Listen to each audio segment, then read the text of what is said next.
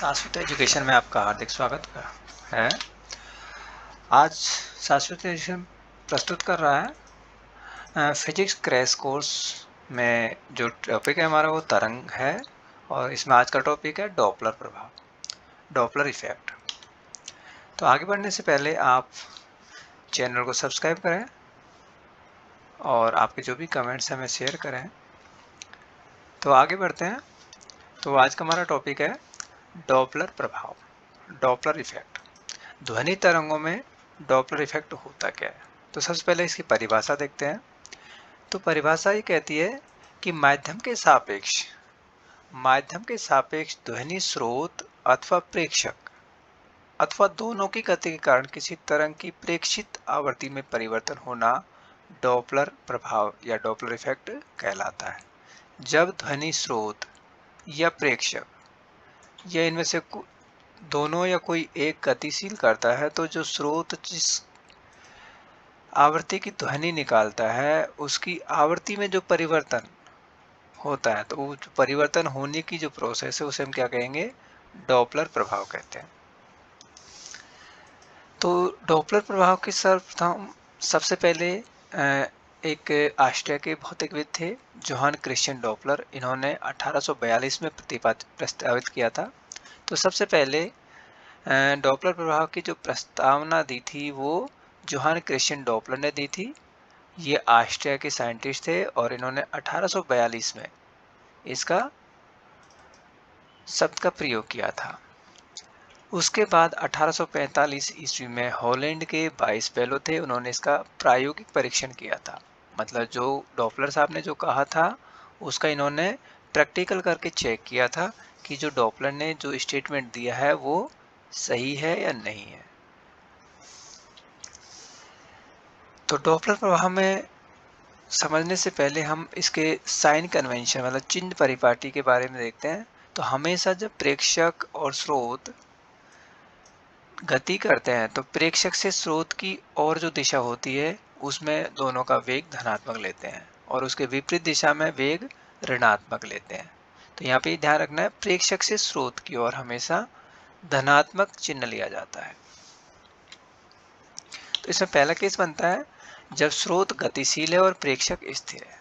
तो यहाँ पर हमने प्रेक्षक को स्थिर लिया है और स्रोत जो ध्वनि का उत्पन्न करता है वो गतिशील अवस्था में है। तो हमने मान लिया है कि एक ध्वनि स्रोत है जो नियत वेग vs से गति कर रहा है और जो प्रेक्षक O है वो स्थिर है। ध्वनि स्रोत प्रेक्षक से दूर जा रहा है। तो ध्वनि तरंग की चाल v और प्रेक्षक तथा स्रोत के मध्य जो प्रारंभिक दूरी वो l ली है हमने। तो t बराबर 0 समय पर स्रोत एक तरंग शिखर उत्सर्जित करता है जो प्रेक्षक के पास t1 समय पर पहुंचता है। और t1 का वैल्यू देखो, दूरी दोनों के बीच की दूरी l है और v वेग से चाल गतिमान है तो समय होगा दूरी बटे चाल। तो t1 equal to l upon v। तो t बराबर एक आवर्तकाल पूरा होने पर दूसरी जो तरंग शिखर उत्सर्जित किया जाता है वो प्रेक्षक तक पहुंचने में जो दूरी तय करेगा वो L plus V S into T होगी, क्योंकि जो स्रोत है वो भी वी एस टी दूरी तय कर लेगा। तो अब जो प्रेक्षक और स्रोत के मध्य की दूरी जो होगी वो L plus V S into T होगी। तो इस समय जब दूसरा तरंग शिखर उत्सर्जित होता है तो उसको प्रेक्षक तक पहुंचने में जो समय लगेगा वो T2 equal to T plus L plus V S T upon V के बराबर होगा। तो अगर हम इस तरह से जो समय है उसको n आवर्तकाल लें तो t equal to N T पर अगर हम देखें तो इसमें जो स्रोत द्वारा उत्पन्न तरंग शिखरों की संख्या होगी वो n प्लस 1 होगी। मतलब t equal to N T समय में स्रोत n प्लस 1 ध्वनि तरंग शिखर उत्पन्न करता है जो tn समय पर प्रेक्षक के पास पहुंचते हैं।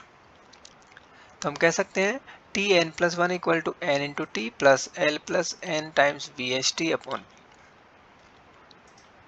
अतः समांतराल N T plus L plus N V S T upon V minus L upon V T N plus 1 minus T 1 जो समय है उसमें जो प्रेक्षक एन तरंग शिखर चुनता है। अतः प्रेक्षक द्वारा रिकॉर्ड आवर्तकाल जो होगा टी डैश उसको हम लिख सकते हैं N T plus L plus N V S T upon V minus L upon V whole divide by N. इसको सिंप्लीफाई करेंगे तो इसका वैल्यू आता है t times 1 plus V S upon V. ये इसका आवर्तकाल हो गया। ठीक है, तो प्रेक्षक द्वारा जो प्रेक्षित आवृत्ति होगी वो उसको आवर्तकाल से आवर्ती के फॉर्म में लिखेंगे तो F dash equal to F 1 plus V S upon V की पावर -1 होगी। यहाँ पे जो एफ है वो वास्तविक आवृत्ति है और एफ डैश है प्रेक्षक द्वारा जो आभासी आवृत्ति सुनी गई है वो है। वी एस स्रोत का वेग है और वी ध्वनि तरंग का वेग है। अब यहाँ पे घात -1 है इसकी, और ये बाइनोमियल है तो बाइनोमियल एक्सपेंशन करते हैं तो इसमें वी एस अपॉन वी की घातें होंगी। तो वी एस अपॉन वी की जो उच्च घातें हैं उसको हम नेगलेक्ट कर सकते हैं क्योंकि वी एस का मान हमेशा वी से कम होगा, तो इसका मान हमेशा 1 से छोटा होता है। तो हम कह सकते हैं इसकी जो उच्च घातें होंगी उनको हम नेगलेक्ट कर देंगे और हमारा जो फॉर्मूला होगा वो F dash equal to F times 1 minus V S upon V होगा। ठीक है, तो इस केस में हमने लिया है जब हमारा जो स्रोत है वो प्रेक्षक से दूर गति कर रहा है। अगर जब स्रोत प्रेक्षक की ओर गति करेगा तो F dash equal to F times 1 plus V S upon V होगा, क्योंकि यहाँ पे जो माइनस साइन है वो प्लस हो जाएगा क्योंकि वी एस का value minus V S put करेंगे तो माइनस इंटू माइनस प्लस हो जाएगा। और इस केस में जब स्रोत प्रेक्षक की ओर गति करता है तब एफ डैश का value F times 1 plus V S upon V के बराबर होगा। और जब स्रोत प्रेक्षक से दूर गति करता है तो F dash equal to F times 1 minus V S upon V होगा। तो ये हमारा फर्स्ट केस हो गया। सेकंड केस में हम लेते हैं प्रेक्षक गतिशील है और स्रोत स्थिर है।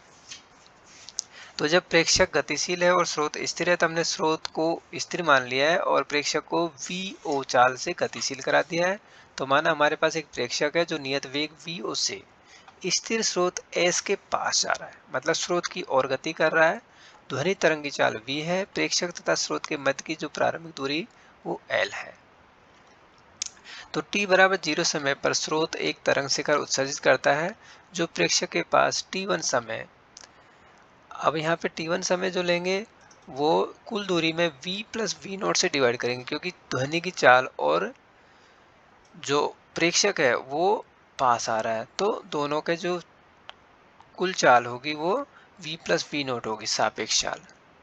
तो जो टाइम होगा t1 equal to L upon V plus V naught के बराबर होगा। तो इतने समय में वो प्रेक्षक के पास पहुंच जाएगा तरंग शिखर। तो अगर हम t का वैल्यू आवर्तकाल t के बराबर लेंगे तो उस समय में प्रेक्षक O है वो स्रोत के l minus V naught t समय दूरी पे आ जाएगा, मतलब जो दूरी है वो घट के l minus V naught into T के बराबर हो जाएगी क्योंकि t समय में जो प्रेक्षक है वो वी नोट टी दूरी तय कर लेगा, स्रोत की तरफ आ जाएगा तो दूरी कम हो जाएगी।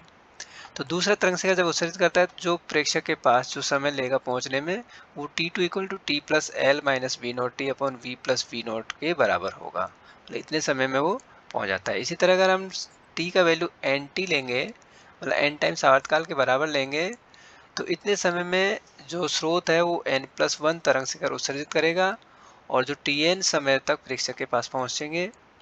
तो हम इसको लिख सकते हैं tn+1 equal to N T plus L minus N V naught T upon V plus V note.